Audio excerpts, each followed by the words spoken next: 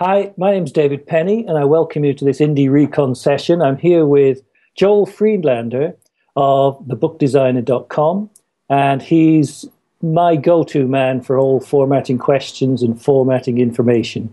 He's an absolute guru, but I'll let Joel tell you a little bit about himself. Well, thanks very much, David. I come to this with a lot of background in graphic design, advertising, and book publishing. And I even had my own publishing company for a while back in the 1990s. I self-published a book myself in the 1980s. And if you remember back, that was before the internet. So it was really a different kind of environment. These Yeah, days, I spend most of my time helping indie authors figuring out the whole publishing world and how to navigate it and how to get the right book done for what they're trying to do. And, a lot of that help I provide on my blog at thebookdesigner.com. And, I'm happy to talk about formatting. Look, I could sit here and talk about type fonts, ligatures, ampersands, ellipses all day. It's just fun for me. don't get me overexcited. We'll go. Tell me, Joel, why should writers consider formatting as important? How does the way a book is laid out make a difference to the reader? Well, we're looking really for two or three important things from the interior of a book, David. And obviously, the most important thing is readability. And a lot of things go into being readable, like what fonts you're using, how you're laying the book out on the page, the margins, the type size, the space between the lines. All of these things impact on readability. So they do merit consideration. I'm going to talk a little bit later about whether this is stuff that authors really should be thinking a lot about or not. But the second thing that we look for is a clear hierarchy of information. Mostly books are presented, and we've come to accept this because it's just conventions. But when you open a book, you expect to see a table of contents, you expect to see a title page, chapters, maybe text breaks. If it's a nonfiction book, you might have a lot of extra elements that are not part of like a work of fiction, like subheads, call outs, maybe different levels of subheads, footnotes. So it's really, really important that the reader understand instantly and intuitively what exactly is the hierarchy of information, what's more important, what's less important, and to allow the reader to follow the author's thoughts. And the third point I would make is that the best book design, in my opinion, speaking as a book designer, is the design that nobody notices. In other words, the work itself is so transparent and the author's thoughts are so clear that you don't even notice design, fonts, or any of that stuff. You just read the book in total enjoyment. Fantastic. Yeah, I'd agree with you there. As a writer, I think the best writing is that you don't notice. Exactly. Yeah, yeah. Do you think formatting, is there a difference between ebook and print book formatting? Obviously, you're working with physical print or words on paper with a print book, but should a writer think about approaching them differently? Do the elements differ between the two media? Well, talking strictly about ebooks and print books, there's just such a huge difference. On the one side, we've got the printed book, which is an artifact that's over 500 years old now. We've been working on it for a long time, figuring out how to present long documents to readers in a way that's really the best for readability and comprehension. On the other side, we have ebooks, which really only started getting popular, about 5 years ago. And the technology for which is evolving slowly, and it's still, I would say, in a very primitive form. In other words, the ebooks we have today, it's actually pretty difficult to get something that looks anywhere near as good as a print book. And then, of course, you run into the problem of the user controls on the e-reading device, like a Kindle or a Nook or whatever you're using, where the user can frequently override all the design decisions you may have made, rendering your work kind of leaving it by the wayside, shall we say. So there are formatting considerations in ebooks. I feel they're less important because the display of ebooks is pretty generic. You can add some nice elements if you do it with good craft that won't interrupt the reading experience for the e-reader. But most of the design work that we do is oriented to print books, and then we try to maintain as much of that design as possible when we port the book over to the e-reader platforms. For what it's worth, like you say, there's nothing to stop anybody changing it once you've put it all across there. Yeah. And you can't guarantee what they're reading it on from a tablet all the way down to, I suppose now, an iWatch. The launch of the ebook was not really the best day in the life of the book design community. And a lot of us are really upset. I mean, are you kidding me? We spent all these years designing books, and now we've got 18-point Times Roman or Arial or something. And that's it. Yeah. Sorry, but they will get better, David. They will, yeah, they will. And my apologies from a writer's point of view. The launch of the ebook was probably the best day of my life rather than the worst.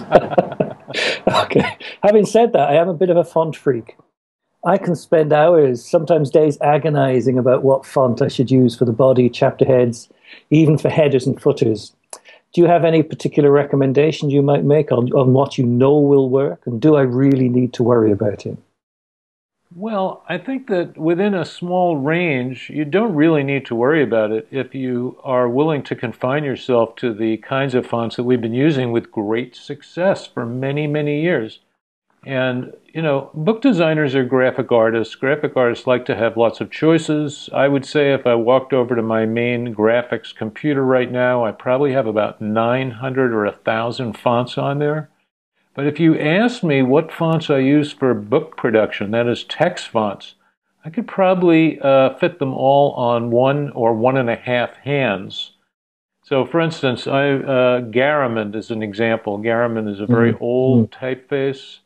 It's originally French in origin, and there are many modern equivalents of Garamond. I happen to use the Adobe Garamond version. I like it, and it's got a lot of... they have a very full repertoire of fonts in their designs. So Adobe Garamond, if you used virtually any Garamond font, you would be guaranteed of having a book that was kind of industry standard and very readable. And there are a group of fonts like that. I have all these fonts, but the books I produce, I constantly are using the same fonts over and over again, like Garamond. I use Caslon, a British font from the very first printer in England. I use, Minion, which is another Adobe font. I really like Electra, which isn't used as much anymore, but it's great for fiction. And I've written about this. As a matter of fact, David, probably one of the most popular blog posts on my blog since 2009 has been a little article I wrote about my 5 favorite fonts for book production. Yep. And the discussion on that page is just astonishing because it's still going on 5 years later. There's 300 comments or maybe from designers, people looking for help, people talking about fonts. So there are people who share this particular malady with you, David. Oh, yeah. The font fascination. Yeah, it is. It's and I know what you mean about Garamond. It's the one I always used to use. It's pretty reliable. Yeah, very good. Yeah. No, don't reinvent the wheel if it doesn't broke. Do you think when a writer is creating their work, do you believe they need to consider the formatting at that point, or is it something that they should ignore and then come back to when the book is complete? Okay, well, I'd like to put authors into some categories now. It's something I resist, but listen, we have to do it. Now, there are authors like yourself, David, who want to be what we call DIY publishers. They want to do it themselves. They want to pick their fonts and lay out the books and design the chapter openings. And I think that's great. I mean, come on, with the tools we have now, it's actually quite good fun to do that if you have some idea of how a book is actually supposed to be constructed. On the other hand, we have a lot of authors who probably really shouldn't be thinking about formatting, type sizes, all of that stuff. I mean, really, the author's job is to write the darn book. And then, if you want to get a really professional looking book, for most authors, that's going to mean going and hiring somebody to do the layout for you, the interior layout. These are book professionals, and they produce professional quality books. I think, there's so many things you can get involved with: social media marketing, designing your own books, working on book covers. A lot of this really distracts writers from what they really should be doing, in my opinion, and that is writing and marketing the stuff they've already written, period. I think getting involved in a lot of technical stuff, blogging details, font sizes, is really a distraction for many authors that they would be better off without. So, with the exception of a nonfiction author who has a highly structured manuscript, for instance, I just finished a book on psychiatry, and this had 4 levels of subheads. We had A heads, B heads, C heads, and D heads. It had call-outs, it had pull quotes, it had a huge bibliography, a glossary, an index. Now, this author had to seriously think about the formatting, because when he was writing it, he had to create formats for himself, like, for instance, these different levels of subheads. And that's really pretty important to get that right, so your information is presented properly. But if you're writing a novel or a memoir, save yourself the time. You can do it if you want. It's good fun. But once you turn it over to somebody to lay out for you, I would just pretty much let it go at that point. Yeah, yeah. I mean, you said, I think a lot of indie authors in particular have difficulty in understanding that there is a particular technique and art in formatting, as there is in cover design. I mean, I've seen your cover design competitions that you run each month. Oh, man, that is something. Yeah, and have you seen the website Lousy Book Covers or something, which is an absolute endless, bottomless pit of hours. You can just start looking at that and keep going on forever, because there's so much on there that you end up rolling on the floor laughing. But do you see a common set of formatting mistakes coming out in self-published authors at all? Yeah, and I think this is actually getting better over the years, David. But, books are kind of odd in a sense because they are very pedestrian objects. If you think about it, most of us learned about books before we could read, because somebody, our parents or somebody else, was sitting there reading to us when we were children or infants. So the book has become such a pedestrian object, we don't view it as anything unusual or complex. It's just words on a page, right? And that is until you go and try and create one of your own, at which point you start to discover there are just a slew of little decisions you have to make that are all kind of will bear on the final output of the book.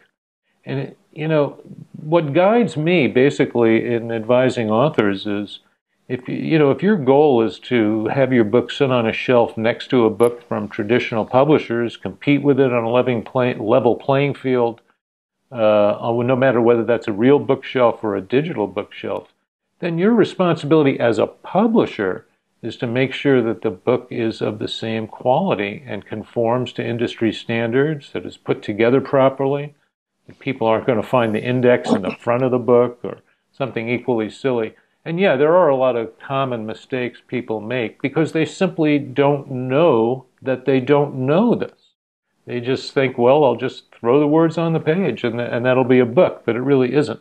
So common errors, and some of these are due to the software people are trying to use. But for instance, running heads, and those are the little pieces on the top of the page that might tell you the chapter title or the chapter you're in.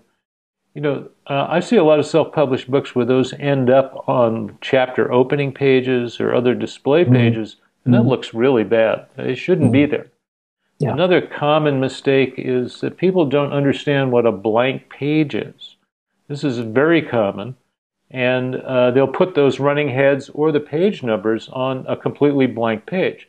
Now, in book publishing, a page with no text on it is really supposed to be blank. That is totally blank, just paper, no ink. Another one I've run across, which is really unfortunate, is people who get mixed up about the lefts and the rights. In other words, if you open a book and you turn the cover, the first page you're looking at is page 1. Now, that's a right-hand page, isn't it? Yeah. And yet, I've seen books with all the odd number pages on the left. Now, that's wrong. That's just dead wrong. It's a physical impossibility. But the problem with all these kind of errors is that, authors, and many of our indie authors are coming from other avenues of their expertise. They might be an electrician or a consultant. They don't necessarily know anything about books, and I don't blame them for that. I don't know much about electricity or being an electrician. So the fact of the matter is that when you send your book out into the world, you're going to be talking to book reviewers, book buyers, in bookstores, chain store buyers, lots of people who are book professionals. Now, these people are going to know instantly whether your book was formatted incorrectly, because they could just look at it and say, wow, why are all those odd pages on the left? That's not right. And, if you think about it, what you're telling them is this is an amateur production. That is probably not the outcome you're looking for.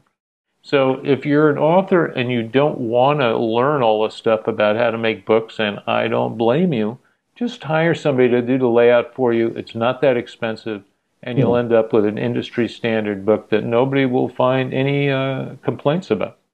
And definitely cheaper than an electrician. So, or a plumber. Don't get me started on the plumbers. Yeah, I wouldn't dream of doing my own electrical work. So in exactly the same way, you pull in the experts for what you want to do. Great point, Joel, great point. This is a question I haven't given you any pre-information on, but can I just ask you about Recto pages? Recto, verso, Recto. Yeah, Recto and verso. My understanding was that you always started a new chapter on a Recto page.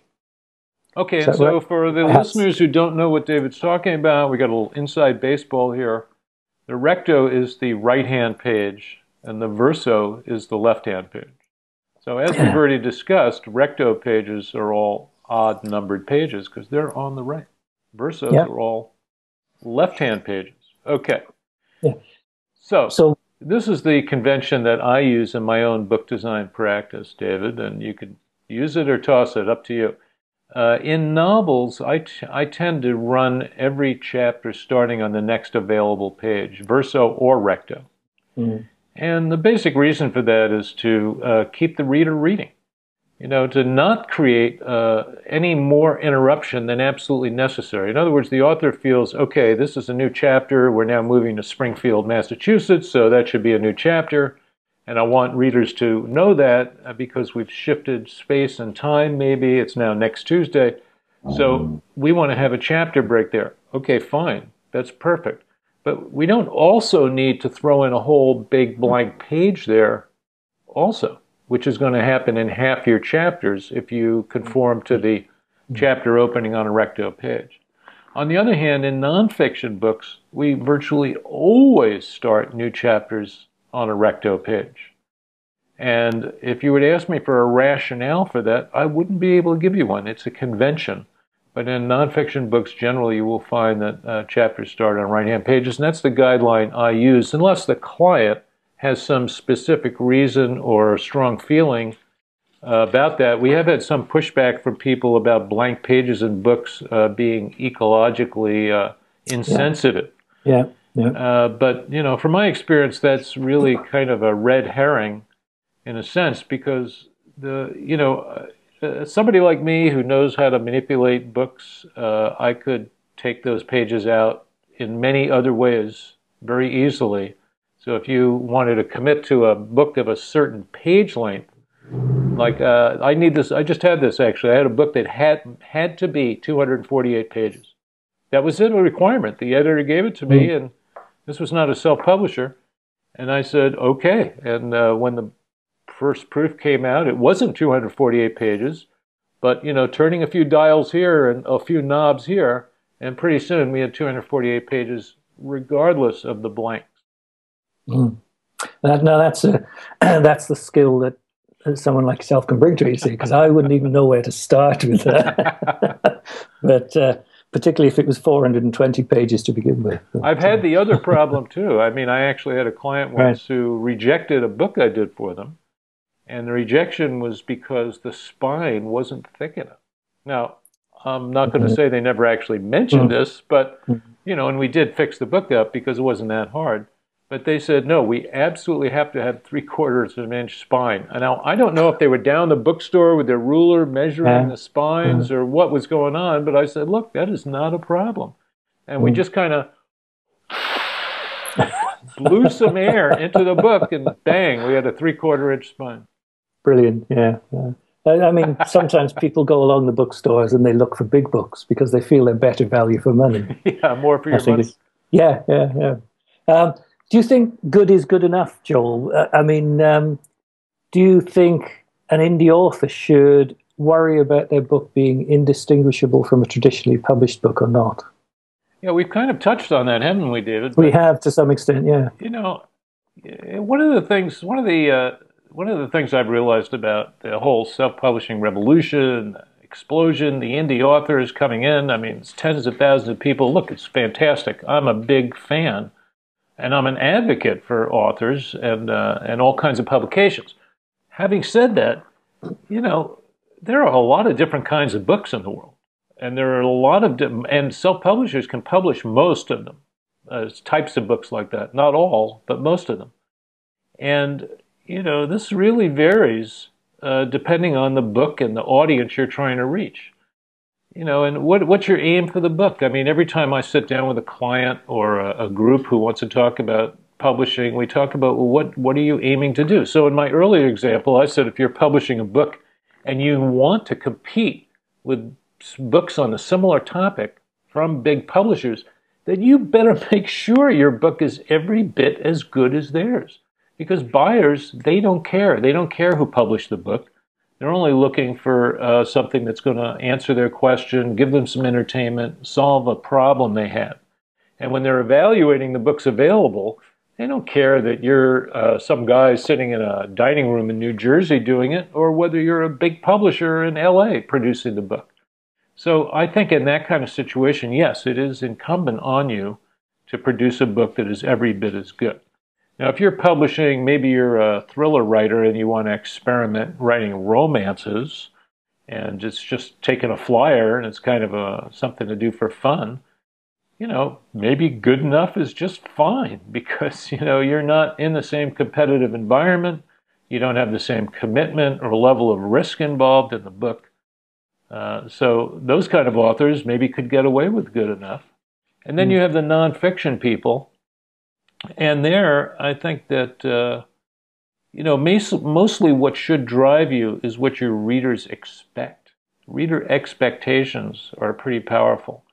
And with manuals, workbooks, self-help books, you have a lot of latitude there. I mean, how they look and how they perform. As long as they're going to do the job for your reader, you're probably a better person to decide what's good enough. Than some publishing industry expert. It really isn't going to make any difference between you and your readers. And I include in that publishers who, for instance, do very practical books that they sell mostly themselves to their own lists or off their own site. Those people have less need of sophisticated or advanced design or, trying to compete with Wiley or somebody like that. It's just not relevant. So it really is, I would say it depends on who you are and how you're reaching your particular readers. Great. What about, sort of leading on from that, how about things like fancy scene breaks and chapter headings? Quite often you will see, depending upon the genre as well, people will have quite ornate dividers and scene dividers and so on. I must admit, from my own point of view, I rarely notice them unless they're actually annoying me. Sometimes they can be too ornate and take up too much space. Would you encourage their use, not encourage it, or do you think most readers don't notice them at all? Like you. Like me, yeah. Yeah, I think that, these things do fade as you get into the text of the book, and that's really the whole point. I mean, the point is not to buy most books for design. The point is to buy them for the content.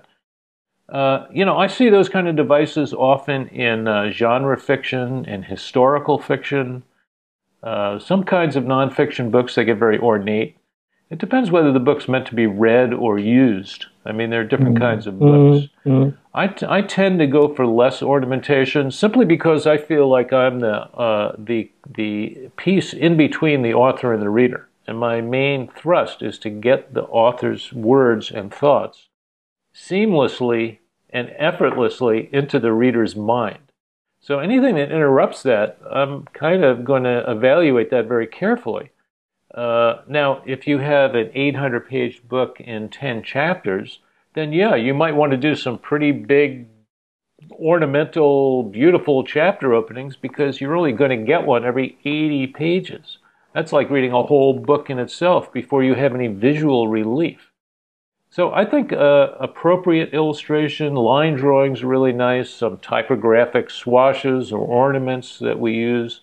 They could be a very nice relief on the page after page after page of, gray columns of text. And I like them, and I think most authors seem to like them.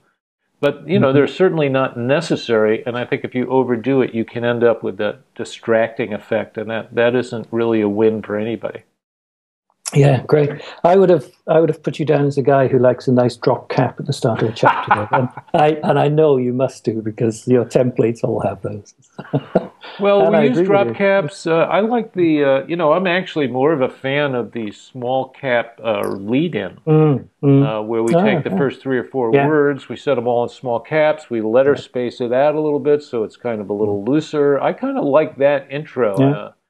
A lot of people like drop caps. We use them a lot. We offer them in the templates, obviously, because they're popular. But some books, I just had an author ask me why I hadn't put drop caps into his book. Right. And he really wanted drop caps. And I said, well, if you're willing to rewrite the beginnings of the following 10 chapters, which have like dates or locations or one line of dialogue, and none of those things will work very well for drop caps, then I'll be happy to put them in. But other than that, no, I don't think they would work. Oh, right. Damn, I've just finished formatting my latest book, so I might have to go back and take a look at that because I've got drop caps and short sentences at the start of a chapter. So it's totally.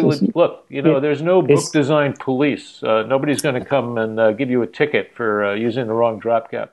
It's lucky we had this conversation now in a month.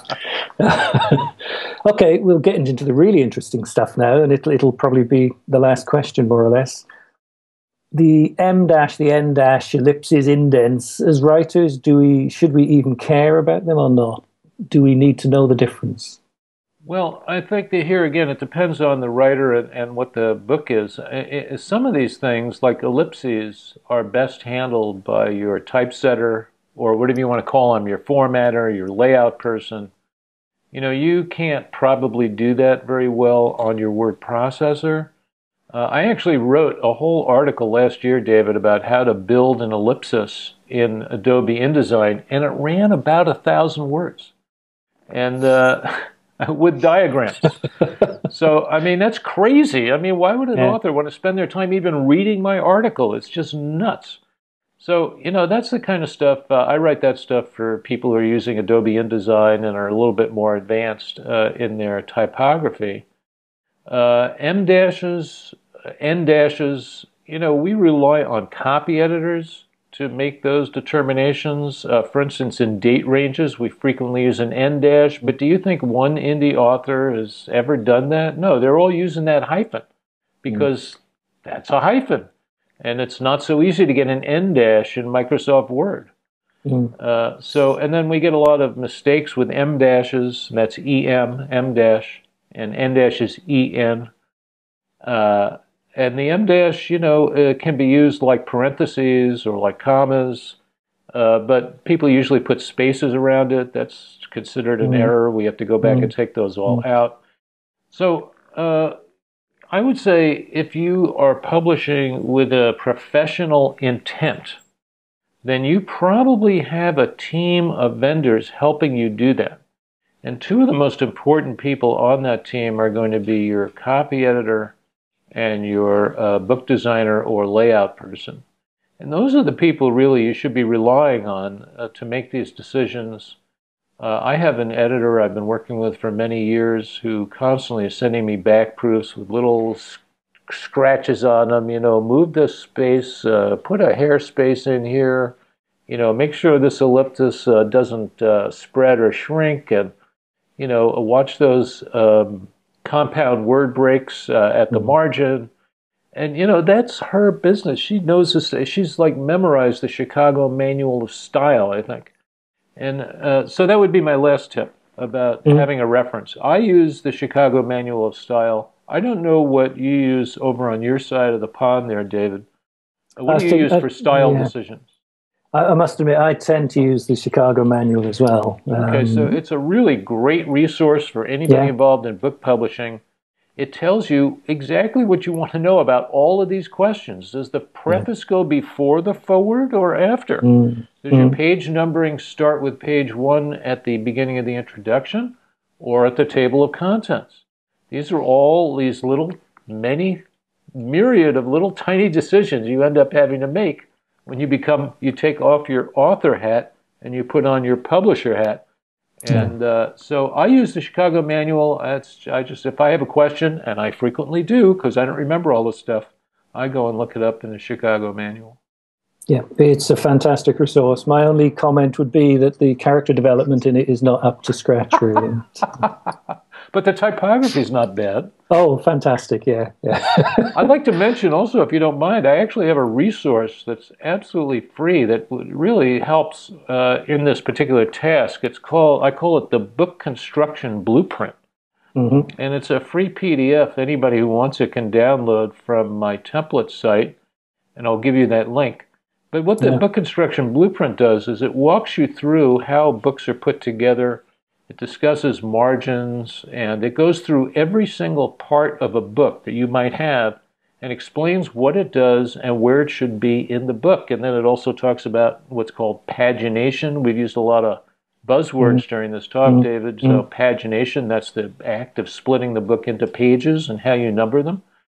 And it's very helpful. And I just want to tell you, I wrote this, but I actually keep a copy on my desktop because I can't remember all that stuff either. So when I get a book I have to do, I just open it up. I say, oh, yeah, now I remember. I wrote that. So anybody who wants it can get it for free. It's at bookdesigntemplates.com.